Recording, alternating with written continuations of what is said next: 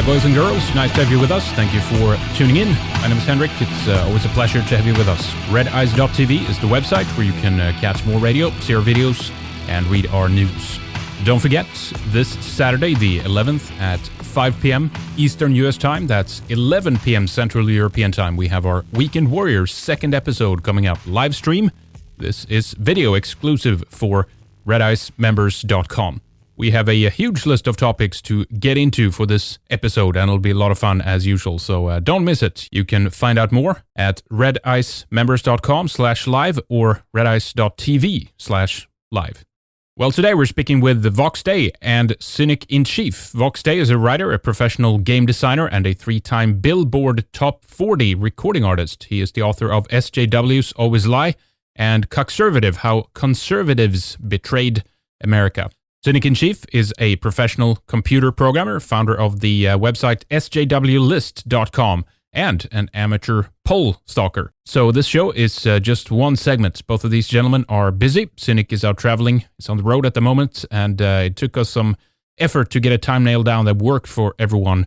And so another huge disappointment that I will have to alert you to is the fact that the last 17 minutes or so of this recording was corrupted in some way. I have never in my 10 years of doing this radio show have had this particular error arise before, and it's still kind of a mystery why or how it happened. It sounds like the bitrate drops significantly, and that distortion was added onto it while we are, 20 meters underwater and doing the recording or something like that. So I'm very sorry for this. We are troubleshooting the recording equipment right now to pinpoint this and avoid it in the future. And it's funny because we just did a fundraiser for the start of our TV channel, right, about a month ago or so. And we did acquire some additional, better quality equipment for the video recording portion. And so the irony is, and something that seems to happen every time, is when you fix up one part over here, another one fails over there, right? So that's where we are right now. So anyway, I just wanted to make you aware of it. We're very sorry for the, close to unlistenable quality the last 17 minutes or so, and we'll make sure that it doesn't happen again in future recordings. So thank you so much for understanding. But let's start up the show. Welcome, gentlemen. Thank you so much to both of you for being here. Excellent having you here. Vox Day, of course, has been with us before, is with us here today again, and then we have Cynic in Chief as well. So Cynic, let me actually begin with you first. You took the initiative to set up SJWlist.com, I think after more or less an encouragement at a post that Vox Day did over at his blog. Give us the backstory on this. What is it, and why did you jump on this? SJW List is essentially just a wiki, but it's set up to catalog the list of social justice warriors who have publicly called for censorship or deplatforming or firing people who oppose the social justice narrative, or even if they don't kowtow to it the entire way, even if they're just partially supportive of it, it's not enough for these SJWs. So we decided to make a list to sort of name them, and I almost want to say name and shame, but some people, this is a badge of honor for them. Oh, it is? Yeah, I've had people come on and beg to be on the list. Of course, they haven't done the requisite things needed to be on, but yeah, it's well, the official story, of course, is that since we wouldn't want to be accused of engaging in SJW type behavior, we've decided to bill it as a job service for SJWs to help SJW converged institutions find other SJWs to hire. Right. I got it now. I got it. That's what it says on the main page. That's it. This is, if you want to hire SJWs, here's a list of them that you can go find.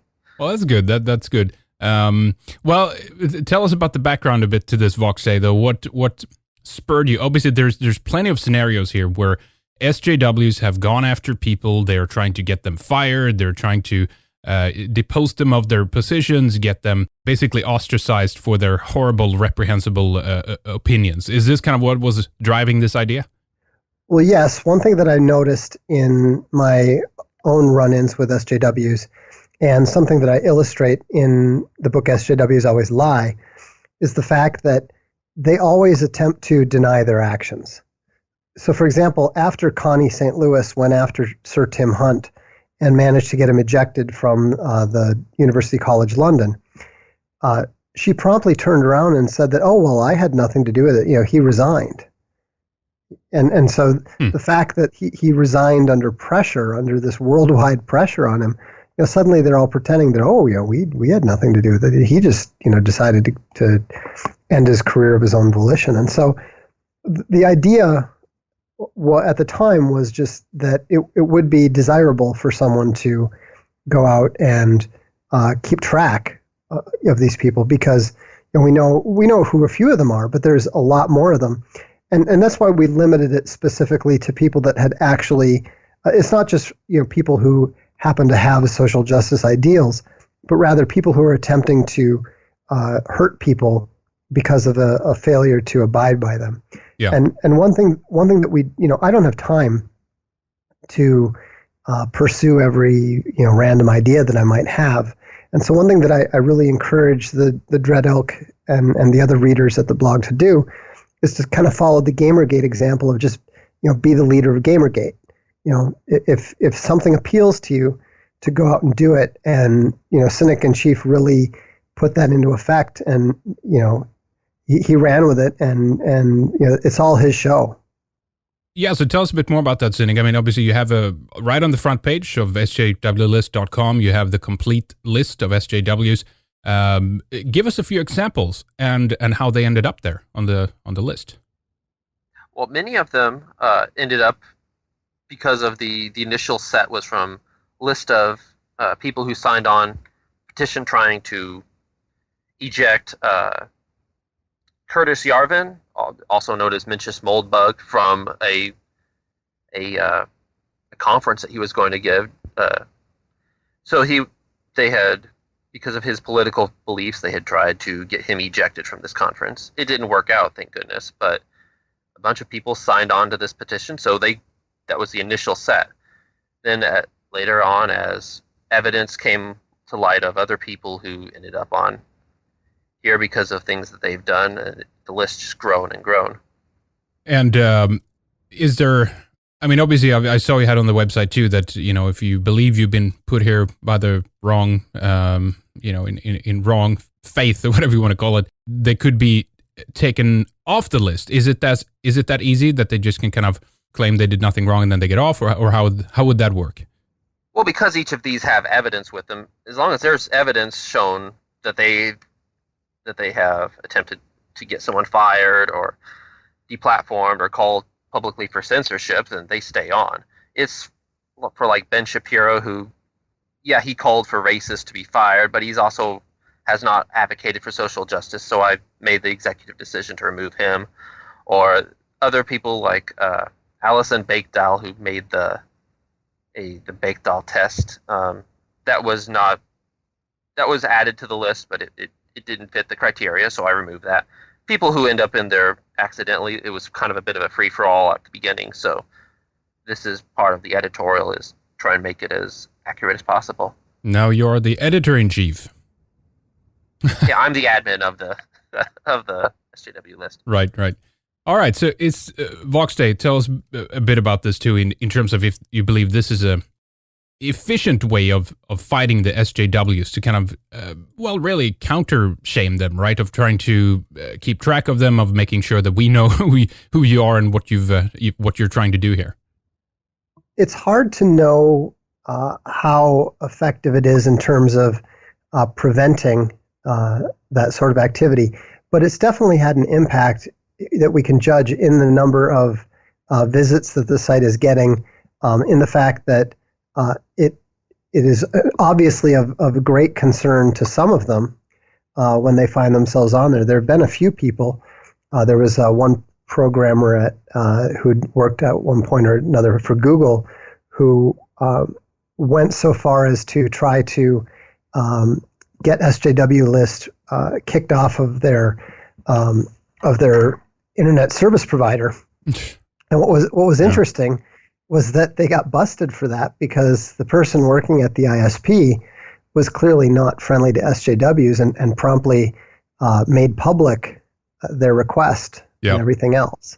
And so what SJWs are beginning to discover is that, not only are they not the majority, and not only a lot of people very unhappy with their activities, but they're beginning to be subject to reprisals of their own. I know of a number of companies where there are people who are, literally going around looking for SJWs and ejecting them from the companies before they can cause any trouble, because they know what's going to happen. They know if they leave these people to their devices, they are going to be acting directly to the detriment of the company, because that's what SJWs always do. Yeah. Cynic, tell us, we probably have a lot of people listening that know of several people that could make it onto the list. How would people go about making sure someone ends up there? You can create an account on the wiki. I have to approve it, but I've been, unless you're obvious spammer, I've been approving lists. You can also email support@sjwlist.com. I have been a little bit lax in keeping up with it, but that's a good way of letting me know when I will get around to putting it up on the list. And then it's about submitting, obviously, evidence for the actions, right? Yes. Screenshots, archive links. If you've got someone on Twitter, get an archive of that or a screenshot of that, and we'll put that up as supporting evidence. If you've got copies of emails, get a screenshot of that and send that. Any evidence that essentially cements the deal. Without evidence, I'm not adding anybody in. Yeah, it's very important to link to archives too, rather than to URLs that the SJW has control over. Yeah. Because one thing that we found is that they will absolutely attempt to sweep the evidence under the rug as soon as they realize somebody's spotted it, as soon as they realize they've come to a critic's attention. And so they'll immediately try to eliminate it and then pretend it never existed. And so that's why you should never link directly to an SJW's blog or even to a news site that an SJW is writing for. Some of the SJWs on the list are various journalists at places like Forbes and a number of other places. And so it's very important to make sure that you take the link and then go and archive it at archive.is or archive.today. Yeah, exactly. Because I would reckon as well that even submitting an image might be a little bit. I mean, I don't know if it's big enough yet to kind of attract that form of controversy, but obviously people could Photoshop images and stuff like that. So I guess it's better to have it archived as opposed to sending an image, right? Yes.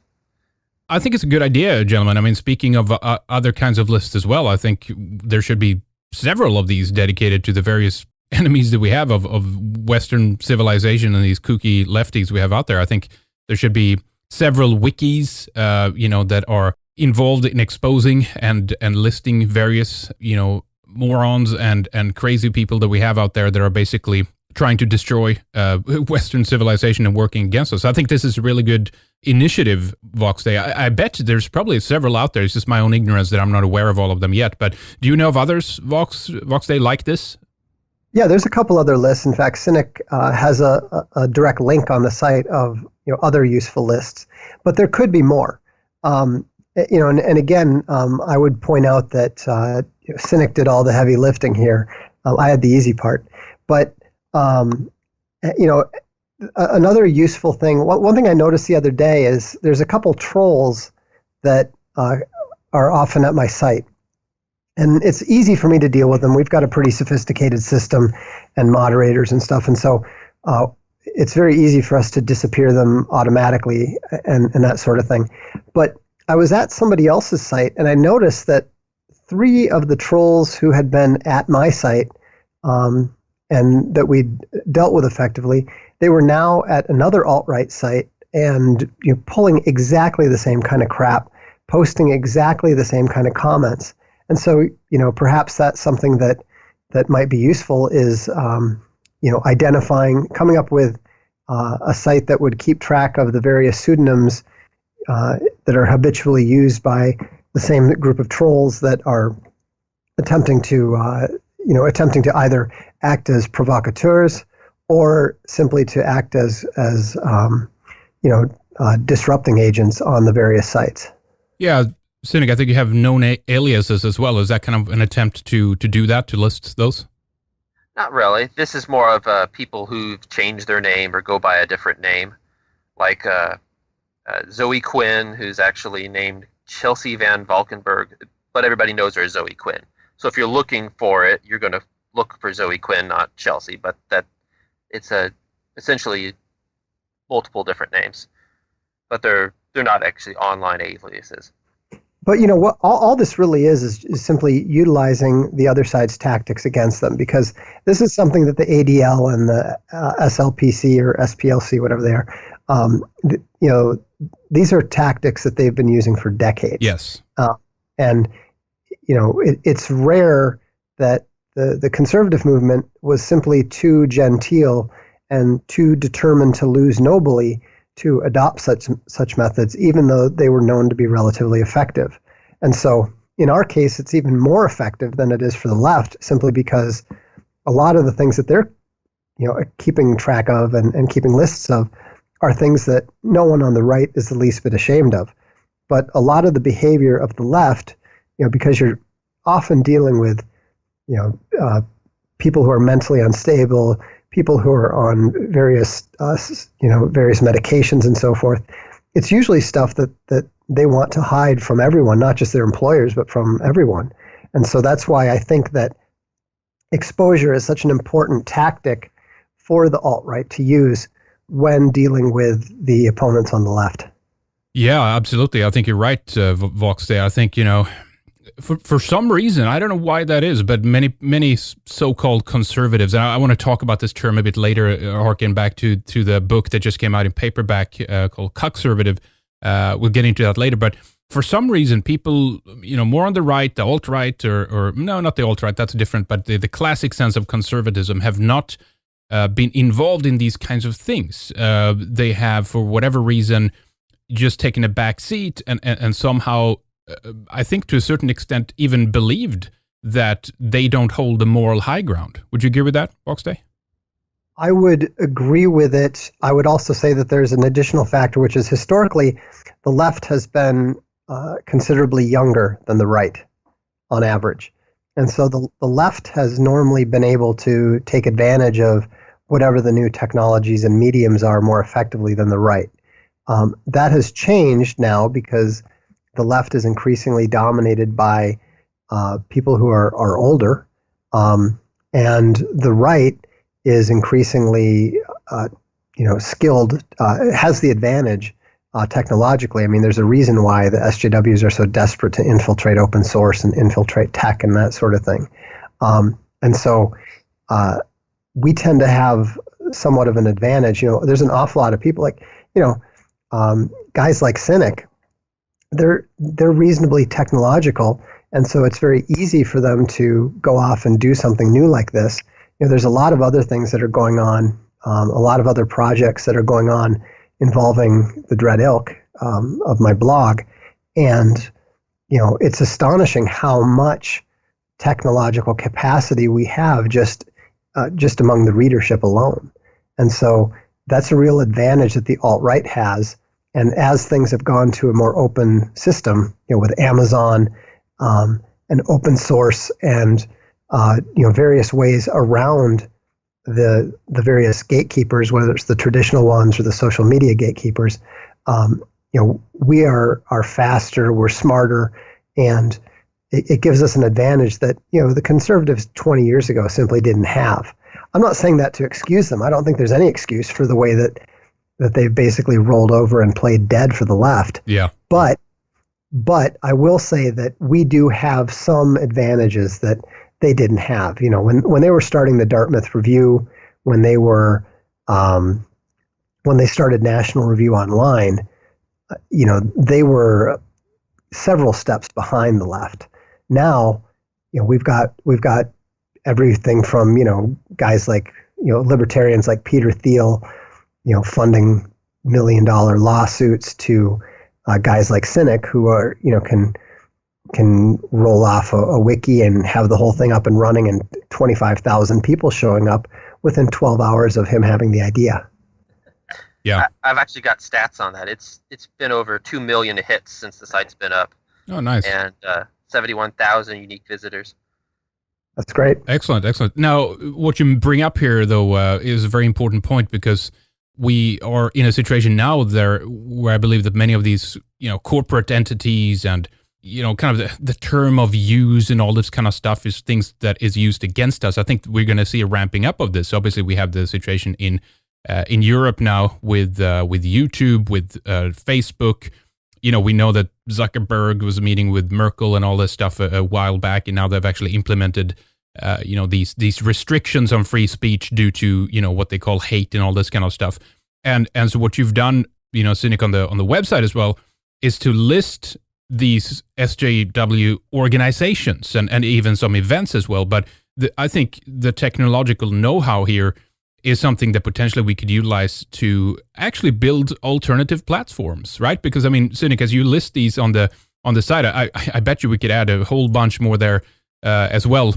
That some of these bigger ones that we know are are shutting people down for having the wrong opinions, right? Oh yes, and these aren't just people who have. Many of them have censored people from their organizations, such as GitHub and Mozilla and Reddit, but also these are organizations that have been taken over, and their focus has shifted away from their job to social justice.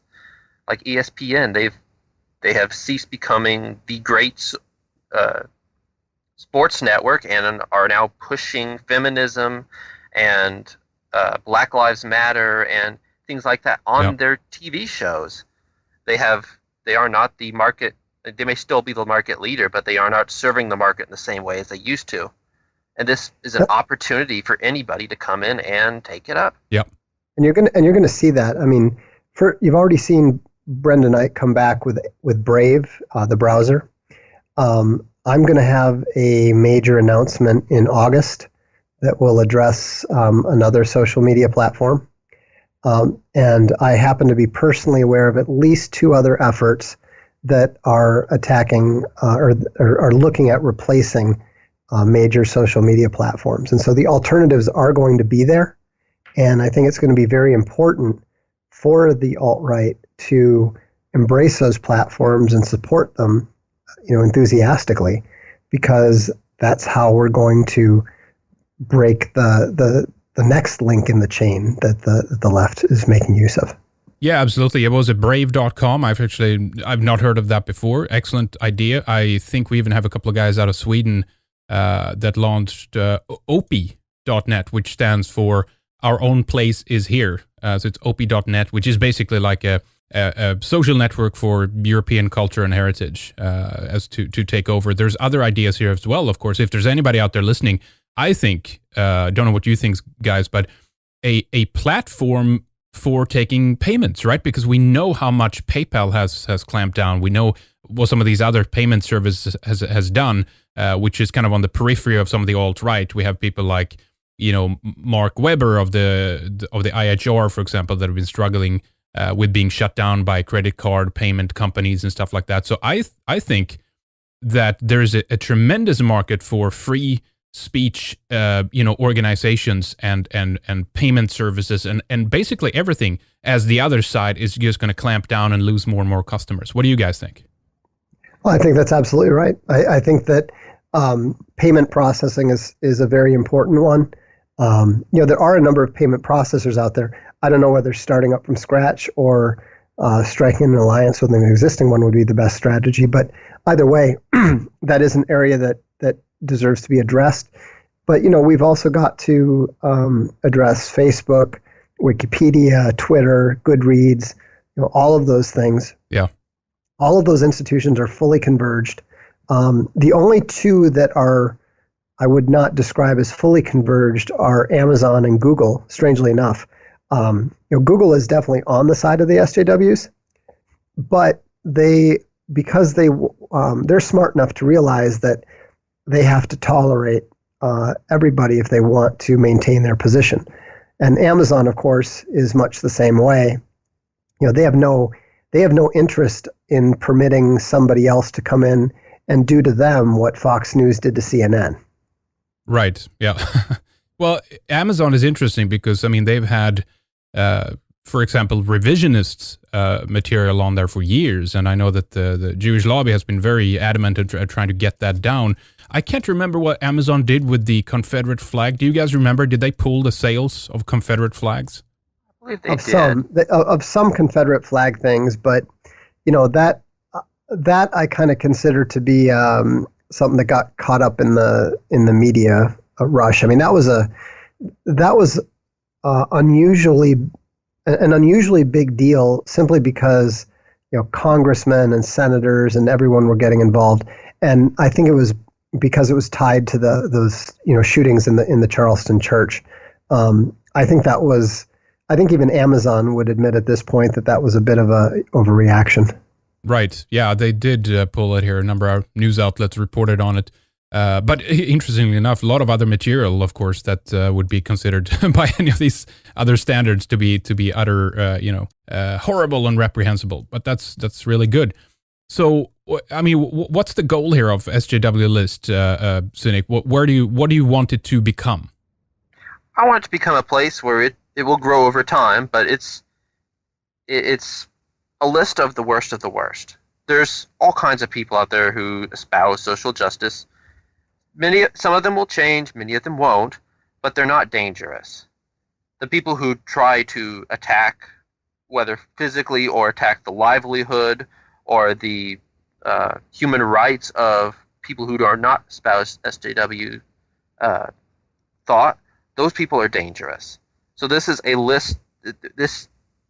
It's going to be growing, and it's already slowed down from what it used to be, but it's just kind of a fixture. I want it to be like the Google homepage or something like that. It got set up. It morphed a little bit, but it's kind of just stayed the same.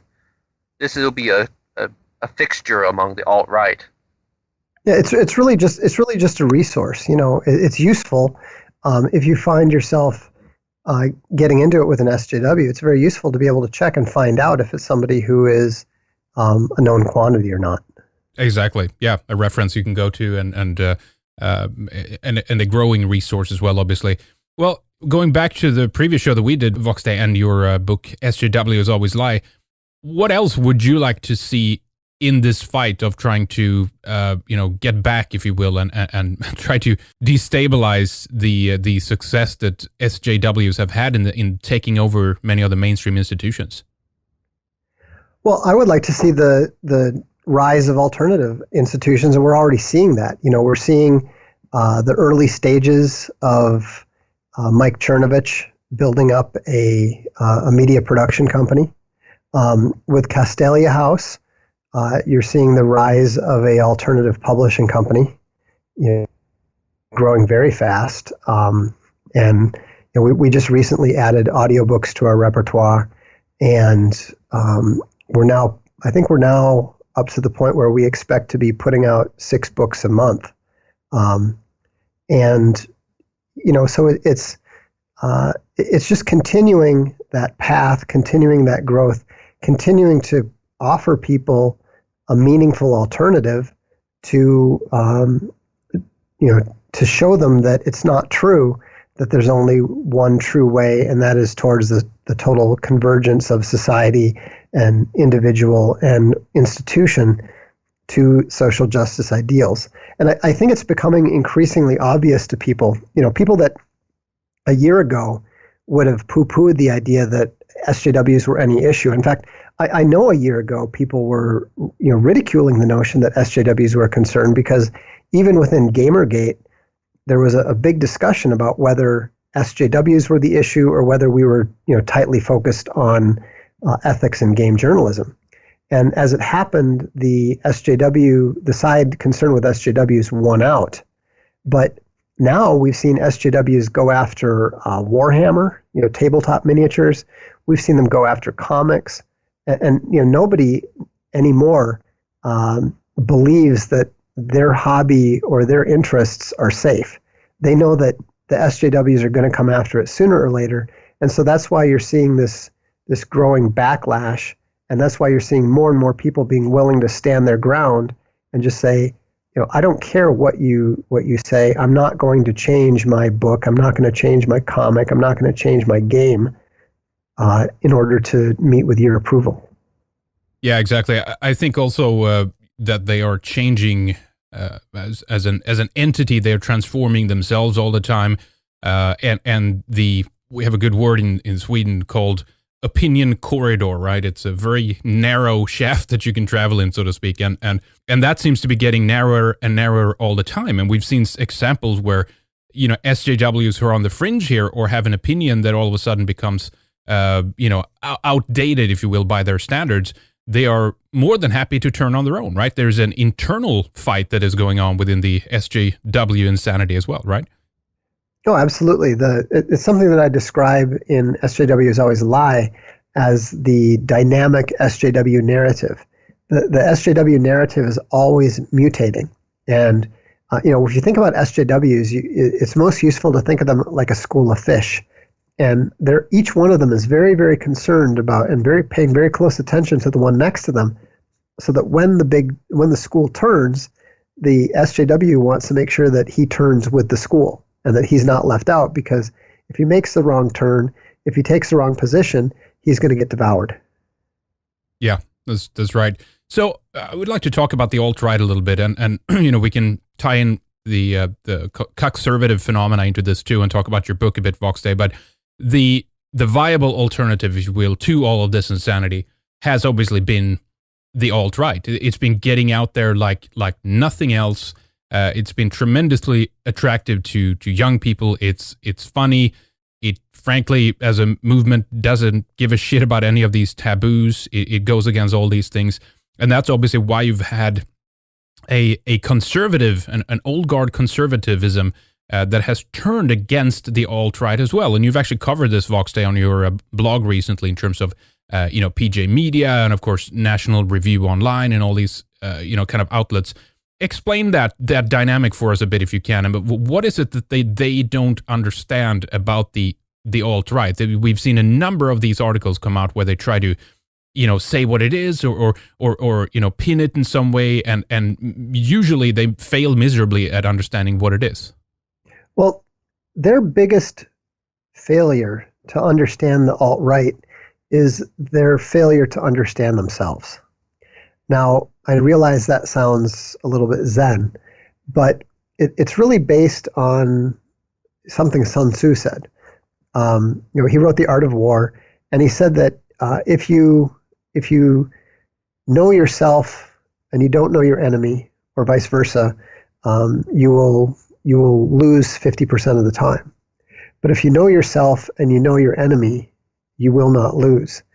And the reason that conservatives have failed for so long, the reason they've lost for decades, is because they have never understood themselves. Conservatism is not a coherent ideology. Conservatism is fundamentally an attitude. If you trace the roots of it, which Red Eagle and I did in our book Cuckservative, what you find is that conservatism is actually relatively modern. It's something that Russell Kirk attempted to sort of describe in his book The Conservative Mind. And what's kind of fascinating about it is that when you look at the 6 canons that he laid out, they're not really positions that are staked down in anything meaningful. They're really all relative to something else. They're fundamentally an attitude. And the problem with that is that the attitudes is prone to shift. There's nothing pinning it down. There's nothing timeless about it. There's nothing objective about it.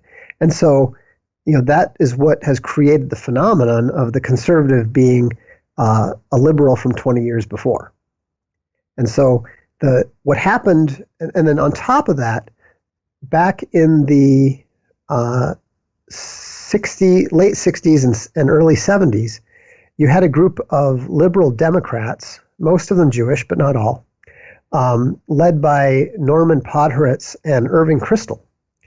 And they decided that the Republican Party was a better vehicle for their opposition to the Marxist form of the left, and they were not Marxists, but they were left. They were I believe, from the Trotskyite tradition.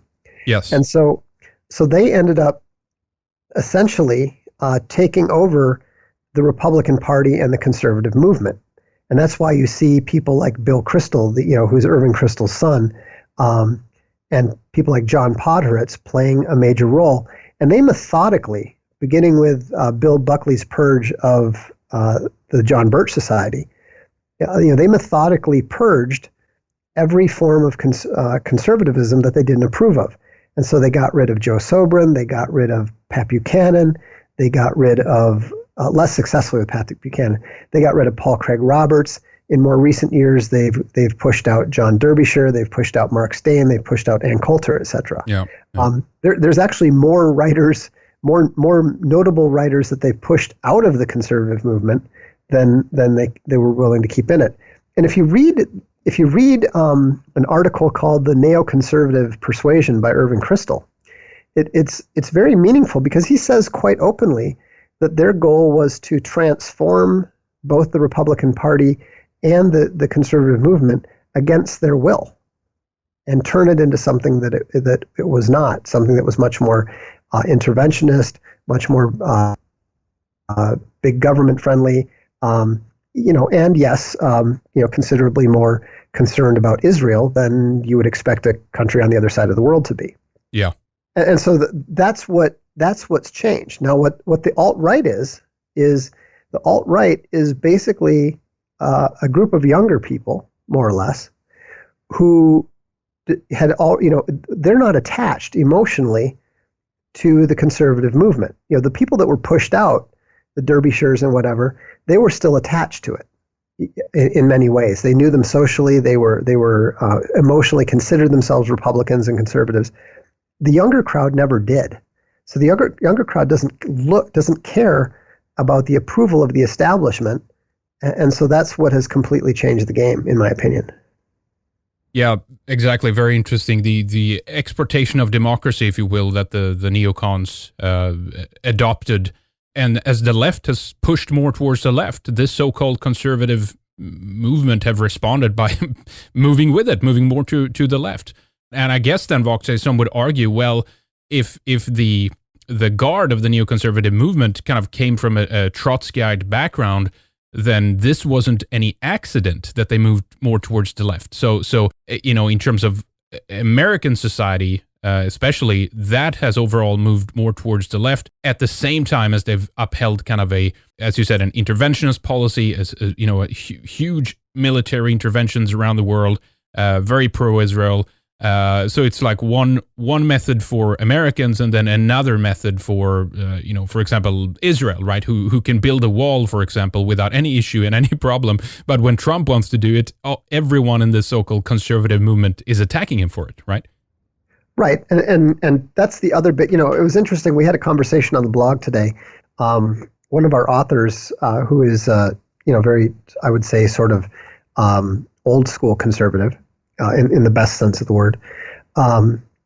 He was saying, what changed? He said, why are so many of you guys suddenly, using conservative almost as it's a pejorative? He said that it was very noticeable to him just in the last 4 months.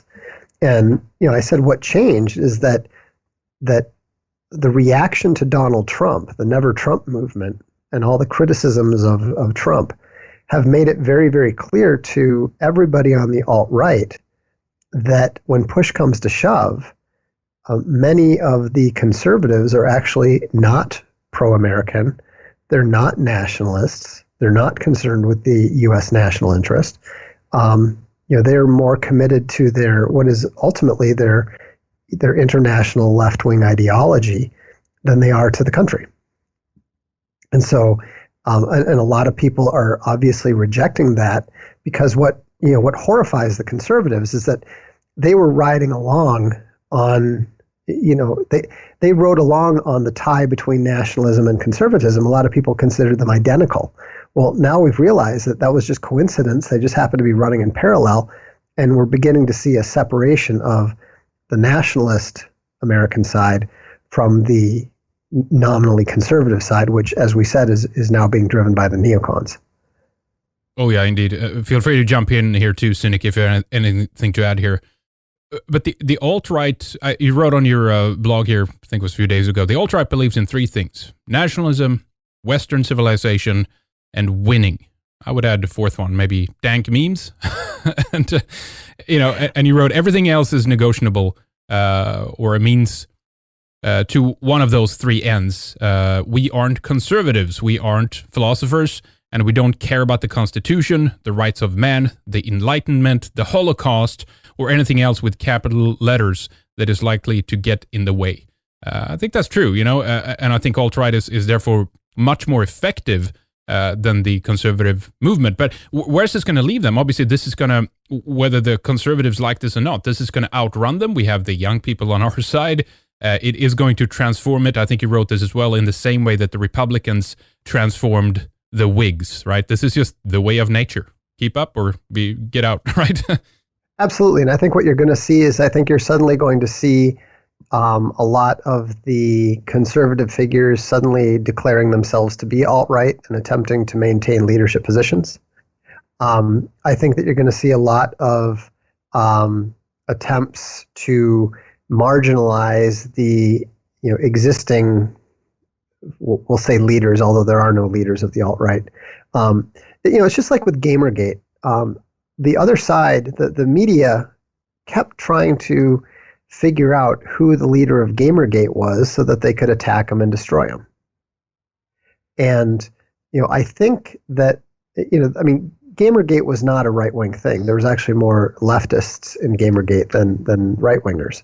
But, we all managed to come together just fine because, we're all just pro-games, right? And I think that a lot of people in the alt-right, not just people like me who were actual Gamergaters, but I think a lot of people learned from what they saw. And I think they realized that you don't want to elevate a leader. You don't want to turn it into some sort of centralized movement. You want to allow all the different diverse elements of it, from the most, Sieg Heil 1488 neo-Nazi to the Jewish filmmaker who is, pro-Israel, but even more pro-America.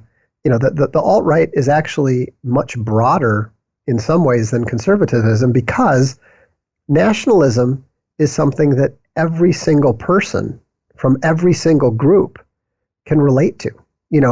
It is in our interest as an American nationalist or as a European nationalist to support Japanese nationalists.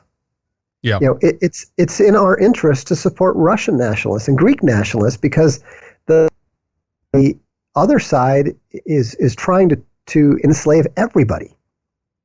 And so there's no need. It's kind of funny because, on my blog, we've got guys who consider themselves to be literal Nazis, and we've got guys who are, hardcore Israeli nationalists, hardcore Zionists, and they get along just fine because the Israeli guys want to be in Israel. They want Israel to remain Israel. They don't want Israel to become, some sort of UN governed state where the UN will decide how many Palestinians or how many Ethiopians are allowed to live there. The issues that they've got in that regard are exactly the same as the Okinawans have. The Okinawans don't want the Americans there. The Germans don't want the Turks there. The Russians don't.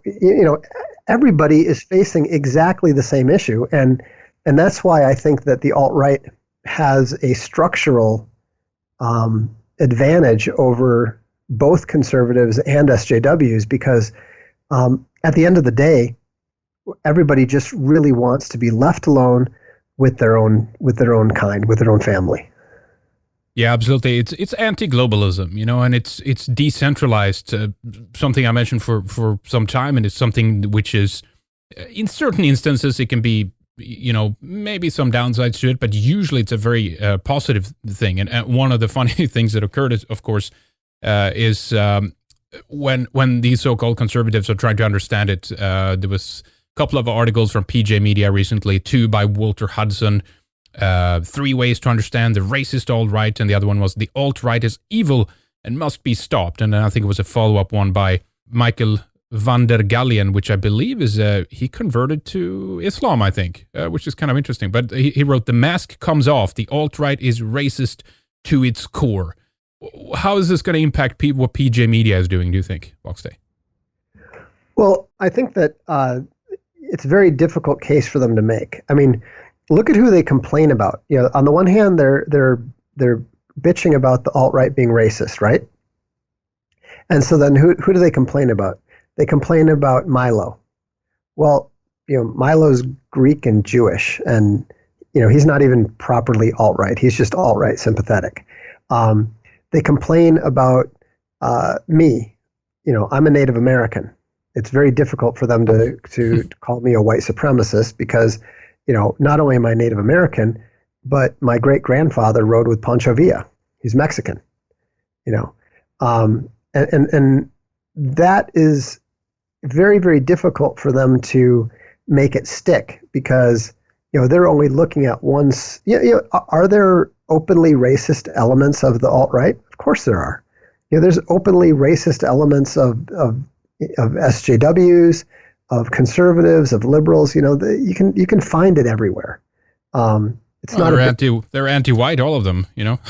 So. Exactly, and so the point is that all those words is meaningless rhetoric that works on conservatives. You know, the conservatives are using it against the alt-right because it works so well against them.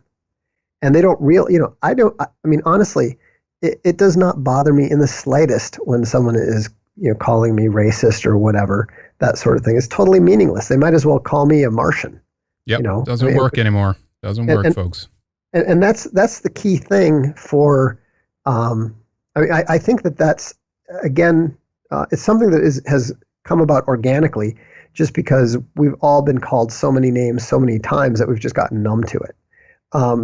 But it's more than that because again, looking back at Gamergate, you know, I mean, as much as the alt-right has been attacked, nobody had as much thrown at them in as short a time as Gamergate did. I mean, you know, it wasn't just racist. I mean, we were being accused of, you know, rape and kidnapping and driving people from their homes. And I mean, literally TV shows, what was it? Special Victims Unit, actually came up with a TV show in a hurry that made Gamergate the bad guys, you know. They even had a big thing where, you know, Ice-T like shot the guy and then said, "Game over, man." You know, it was really cheesy. Oh man. But the point is that nobody blinked. I mean, there wasn't. I can't think of a single Gamergater who said, you know, "Oh no, they're calling me names. I will stop. I will change my. I will change my allegiance now." And again, I think that, you know, for a lot of people that saw that, it really made them realize, you know what? I don't need to back down and explain myself.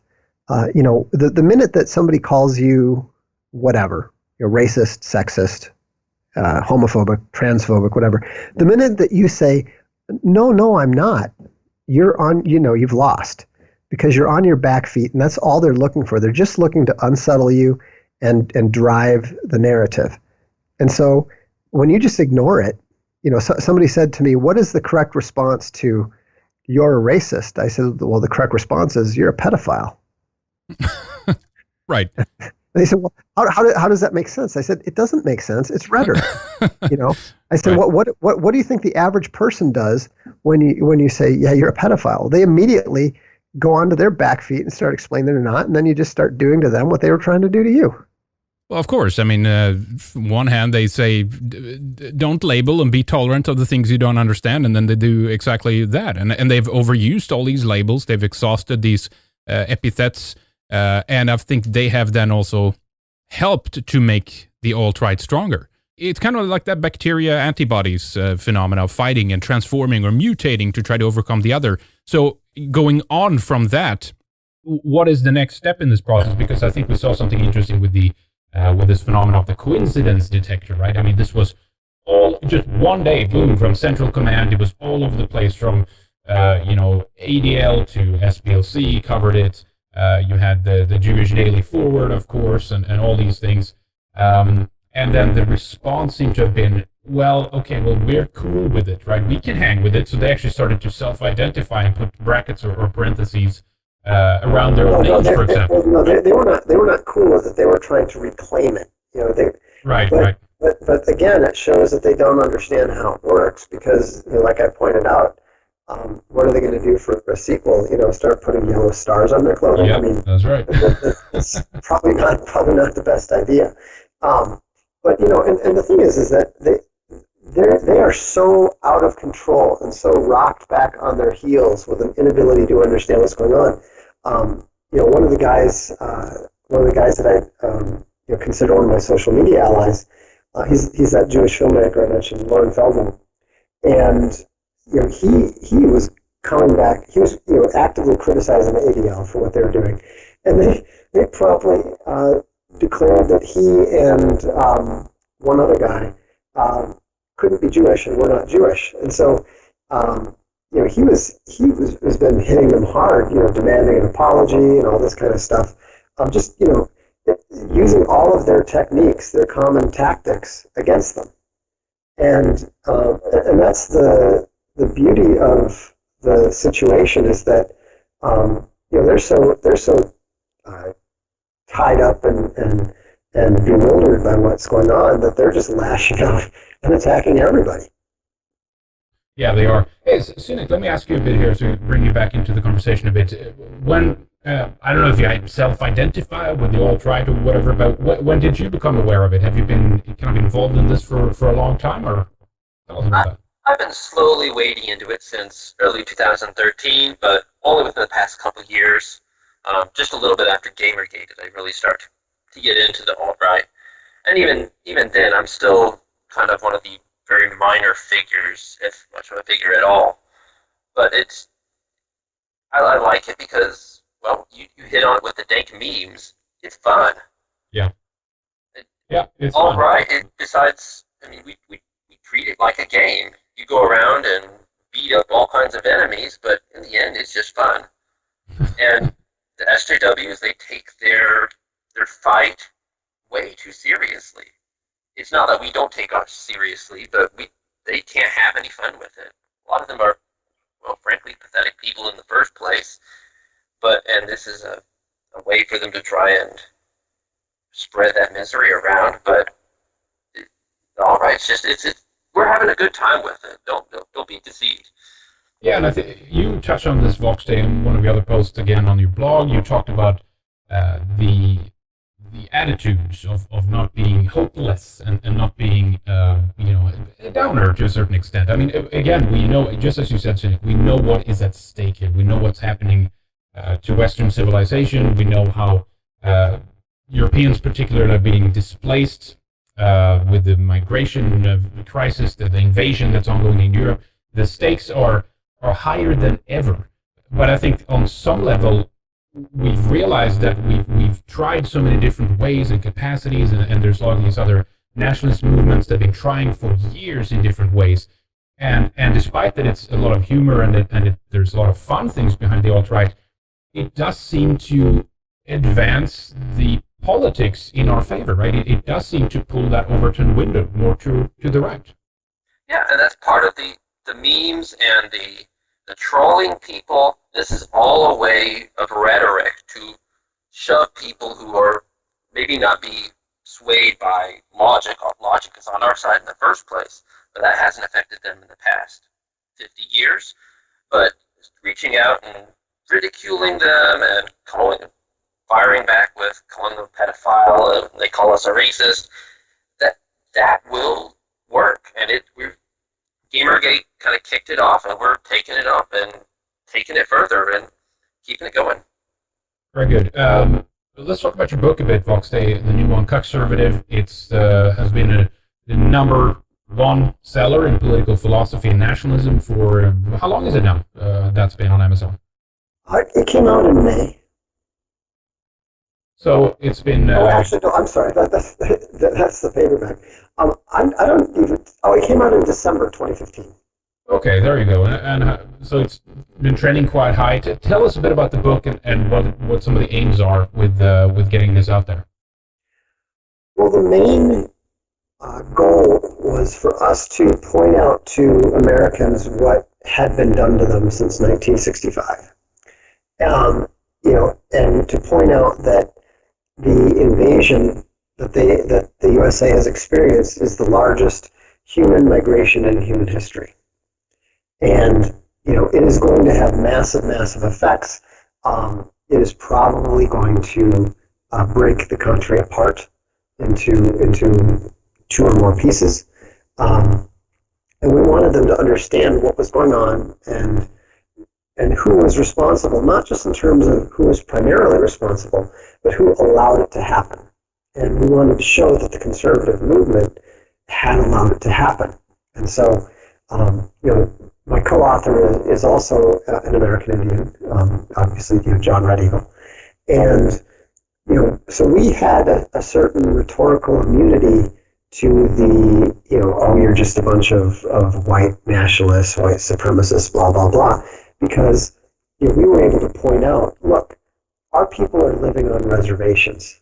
And that's where you're going to be, where your kids are going to be in 200 years if you don't wake up to this and do something about it.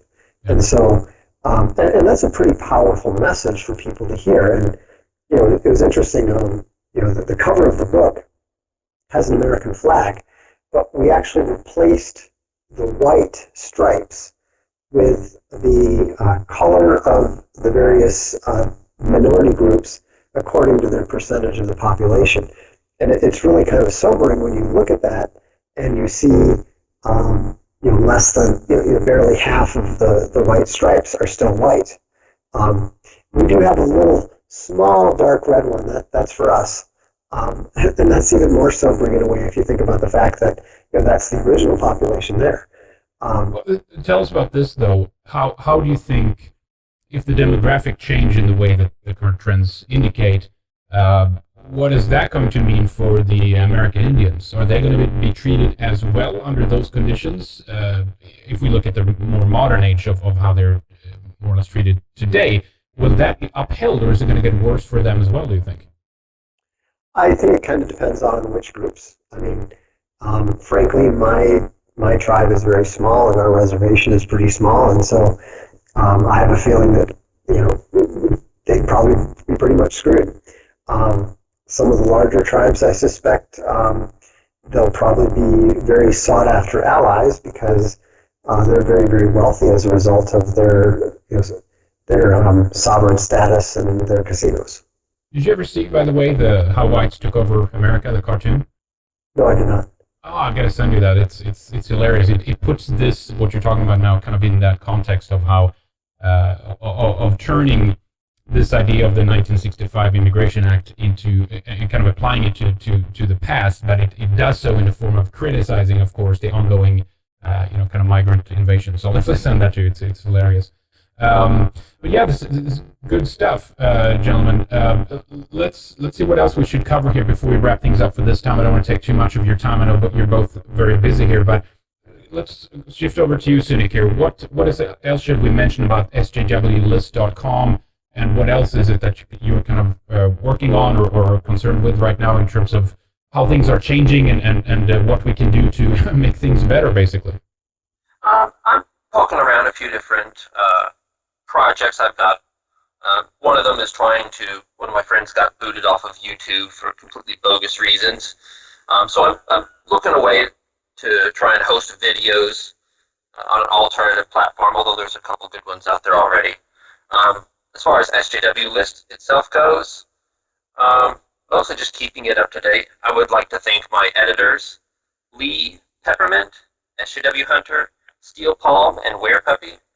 They've done most of the heavy lifting. I've done all the technical stuff with the site, but those editors, they've been the driving force behind keeping the list up to date, handling new submissions, and making sure the links are all properly correct and undoing vandalism. And I give them credit for most of the work behind the actual content of the site.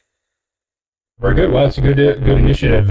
Keep up the good work, and I hope we'll see more lists like it. I hope it's going to be the people submit, and then we get more entries into it as well. Of course, again, and the website for that is sjwlist.com. I believe you're on Twitter as well, Cynic. Do you have any other websites you'd like to give out, or how people can get in touch with you if they want to?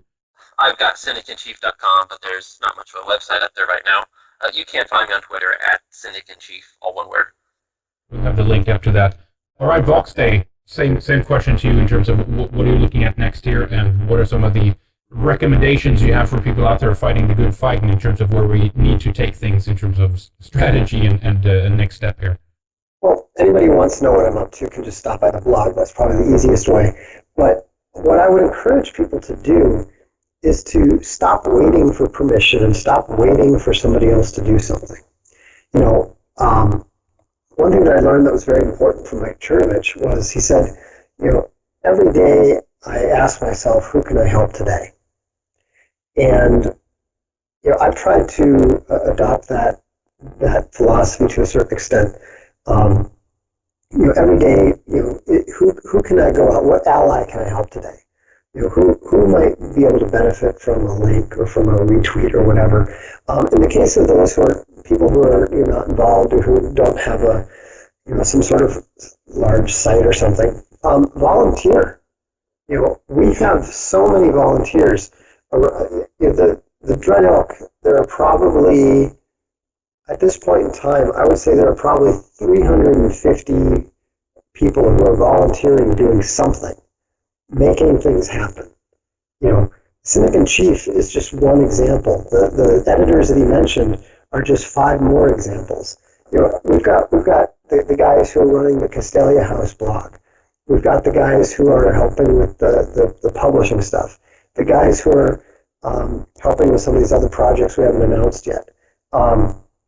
Get involved. You don't need to be an expert in anything. Find somebody who is, find a writer that you like and ask him if you can proofread his stuff. Just stop waiting. If you're concerned about this stuff, and you should be, then do something, even if it's as simple as buying a book and giving it to a friend. The key thing is to take that first step. For me, I didn't mean for the blog has 75,000 page views a day now. That's not something that I ever even thought about for a second. The only reason I started a blog was because I was tired of getting the same questions emailed to me and having to answer the same question to multiple people. So I thought, well, if I start a blog, I can just put the mailbox up there, and then not have to deal with the emails. And that one little step, has led to everything from the blog to the publishing company, the books. I mean, the fact that I'm talking to you right now on this show is a direct result of that one little step. And so, I'm not the leader of the alt-right. I'm not the leader of anything. Well, okay, I'm the Supreme Dark Lord of the Evil Legion of Evil, but that's different. But the point is that you're right. This is a decentralized entity. This is a decentralized movement, and every single person who is sympathetic to it can actively participate and should actively participate in it. And there's no limit to what can be accomplished. If you think about it, I mean, how many apostles did Jesus require to absolutely shake the world? He had 11 plus Paul, so that's 12. There's a lot more than 12 people who are sympathetic to the alt-right. And so, you're saying we don't need a majority on our side. That's what you're saying. No, we don't need a majority on our side. We don't need to waste our time doing exactly the same, trying to, start a little political company, a little political party and play by the rules and all that sort of thing. That's not necessary. That's not the right way to go. What exactly is the right way to go? How, events are going to partially dictate that. So there's no need for a plan. There's no need for an organization and a leader and all that sort of thing. The important thing is to simply take that first step, and then see where it goes, see where it leads you. But the important thing is to not do nothing. Absolutely, you're 100% right. I think those are really, really important suggestions. Be a cell, if you will, in that decentralized organism that has become the alt-right. Have fun, but fight hard. Dedicate some of your time if you can't dedicate, the majority of it. But do something.